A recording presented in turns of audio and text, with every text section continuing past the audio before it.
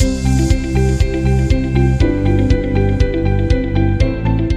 let's imagine that we're flat 2D stick figures living in a flat 2D world. We'll only ever know of or be capable of moving left, right, forward, or backwards.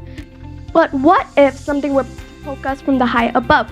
We'd feel a glimpse of something, but we'd see absolutely nothing. But then, poof, it's gone. Now let's ask ourselves, what if we were those flat 2D stick figures? What if we were the flatlanders to a completely greater reality? What if we were just a speck in this vast, vast universe, completely unaware of an unknown dimension before us? Ladies and gentlemen, I present to you the fourth dimension. Herefore, my name is Ngan, and I come from the PDO4 class, and today I will be guiding everybody to defining the fourth dimension simply. Now, remember that the fourth dimension isn't just some silly science fiction storyline that you can use in movies, cartoons, or even your comic books. It's a real concept that revolves around subjects like physics, mathematics, and even your art and literature. Now, I hope that by the end of my presentation that you will view the universe in a way that you have never ever before. But firstly, let us simply define what all the dimensions are. First of all, let's start off with the simplest, 0D, the zero dimension, which means that it's just a point or a line, usually used in coordinates. And we move to the one dimension, the first dimension, and is only defined by a length or a line. Now, as we move on to the second dimension, we have the dimensions of x and y, length and width.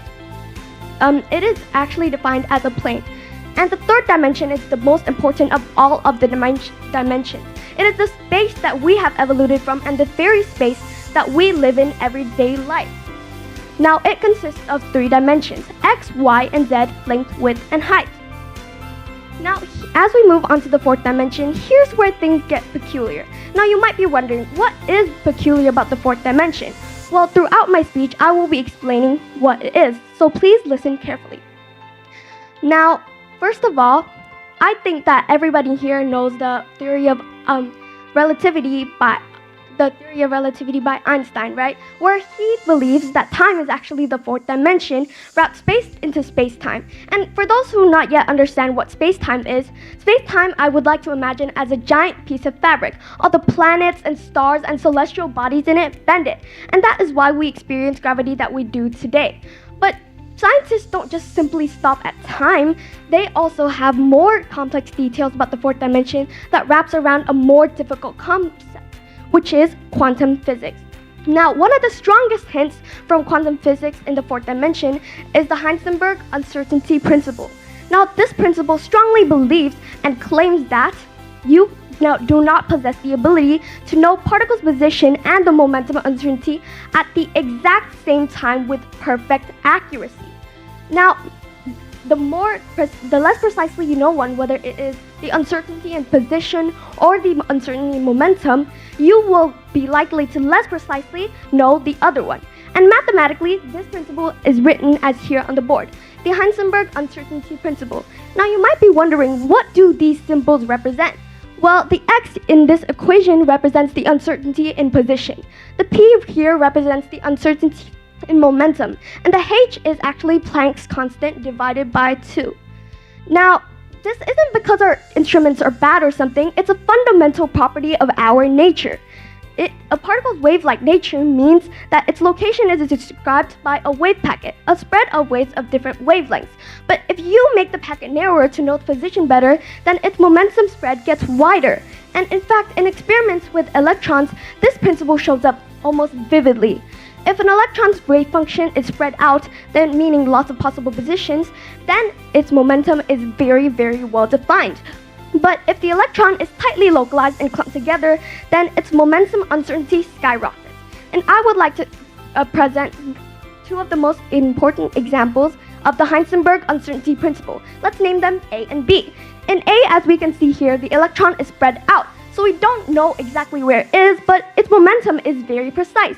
And in B, it is very contrasted. It's extremely localized and clumped together, meaning that momentum uncertainty is the largest of all of them.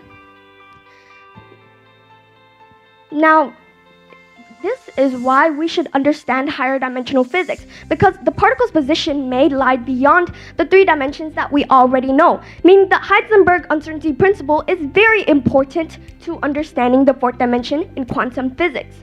Now, let's move on to the second most important example in quantum physics, quantum entanglement. Now, this theory suggests that if 2 particles share the same quantum state, then they will react to each other instantly. No matter what you do to them or no matter how far apart you put them, they will still react to each other because they treat each other like part of one unified system and not parts of 2 separate systems, and will only reveal its outcomes when it is measured properly. This almost suggests that there's a shortcut or a hidden link to another dimension, meaning that particles' position could be expanded even further. Then there's topological pumping, a way or method of slowly moving a particle by slowly changing its system settings. And this means that if you treat those system settings of the particles like extra axes, then they can expand more of the space to expand the particle's position and adding, ultimately, extra dimension to the setup. Now, the topological pumping is actually a way that scientists test the 4D quantum Hall effect. But you might be wondering, what even is the original Hall effect? Well, here's the path. The original Hall effect occurs when you have an electric current flowing through a material, and you put that material in a magnetic field. This causes the current to shift sideways in that material and creating a voltage on the side, because the moving electrons in this material are deflected by the magnetic field, piling up on only one edge of that material and leaving the opposite edge with fewer electrons. Now, if you take that same setup and put it in places with extremely low temperatures and a very strong magnetic field, then something incredible happens. You get the quantum Hall effect. Here, the electrical resistance doesn't just change in random, in decimals, or in fractions. It changes in precise fixed steps that are connected to the very constants of humanity's nature. Now, this discovery was so groundbreaking that the founder, Klaus von Klitzing, had won a Nobel Prize for it that year, and he even set a brand new global standard for measuring electrical resistance in modern users. Now, let's move on. Of course, we can't physically create a 4-dimensional space available to the naked human eye, but scientists found a clever work around it: synthetic dimensions. Here's a great example of how scientists simulate that. At Penn State University, a team of researchers and scientists utilized photonic crystals to make light rays interact in special patterns, ultimately simulating the 4th dimension. Now, let's delve deeper into how the scientists simulate this. Now, they have provided that many of these waveguides are inscribed closely spaced through a single piece of glass to form that array.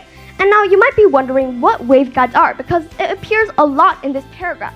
Waveguides are actually tubes that guide the waves to another direction, to one direction, for energy transmission. And they're inscribed closely together as you can see in this picture right here. And you can see that these tubes are very close together, meaning through a piece of glass. And in this case, the glass is actually a photonic crystal to form the array for the light patterns to move in a specific direction that form additional dimensions. And the researchers used a recently developed technique to encode synthetic dimensions into the positions of these waveguides. In other words, the complex patterns of waveguide positions act as a manifestation of higher dimensional coordinates. Now, what are these complex patterns? Because you can see that these tubes are spaced together in a very special pattern. And if you notice that at the edge of this photonic crystal, the tubes are actually cut in half. And as we already know, the photonic crystal is actually clear. So if you shine a laser directly on top of it, it shifts its direction to move towards a special place. And that ultimately acts as it is a manifestation of a higher dimensional coordinates. Then, by encoding 2 extra synthetic dimensions into that complex geometric structure of the waveguides, the researchers were successfully able to model the 2-dimensional system as having a total of 4 spatial directions. Now, the researchers then measured how light flowed through the device that they have created and found that it behaved precisely according to the predictions of their 4-dimensional quantum Hall effect. Now, let's look at how the scientists simulate the 4-dimensional Hall effect. Here they have provided an illustration of the photonic crystal that they have made, of light passing through the two-dimensional waveguide array, and each waveguide, as you can see here, is essentially a tube, which behaves like a wire for light. And if you can see at the edge here, the laser is shown directly into here. And inscribed through the high-quality glass, and in this occasion is photonic crystal using a powerful laser. Many of these waveguides are inscribed closely spaced together through a single piece of glass to form that direction. And then light that flows through that device behaves precisely according to the predictions that they have made in their hypothesis. Now, I would like to explain more on the energy status of the electrons in the edge of that material. Now, as I have previously mentioned, that they require two special conditions, which are extremely low temperatures and a very strong magnetic field. And if there is a very low temperature environment, then the electrons in the middle are actually low in energy, meaning that they are trapped in their own spot and orbiting in their own place, leaving the electrons in the edge having enough energy to move around, energy transmit, and therefore produce energy. And this is because a confining potential in this equation, V bracket Y, rises at the edge of that material, and therefore Landau levels shift in energy. Where a band level crosses the Fermi energy, a 1D band appears at the edge of that material. Now, through all that explanation, through all that defining, why should we even care about the fourth dimension in the first place? It fuels humanity's very own sense of reality. It challenges what we think about Earth and how we even imagine it. It fuels creativity, advances physics, and even challenges our own sense of art and philosophy that we have built up for decades and decades. By stretching our human minds to imagine what we can't really see, we push our own human knowledge forward to create a more modernized and progressive society for further studies. Now, so today we have explored how scientists simulate it, how people define it simply, and how we define the fourth dimension through quantum physics. But I'll leave you with one single question. What if deja vu, ghost sightings, or even dreams are glimpses into the fourth dimension? If we're so obsessed with finding out about it, we can't even touch it or see it, then why are we so obsessed with finding out about it? Well, perhaps as mortal humans, no matter how much we study about the fourth dimension, we will never truly be able to comprehend it. Thank you.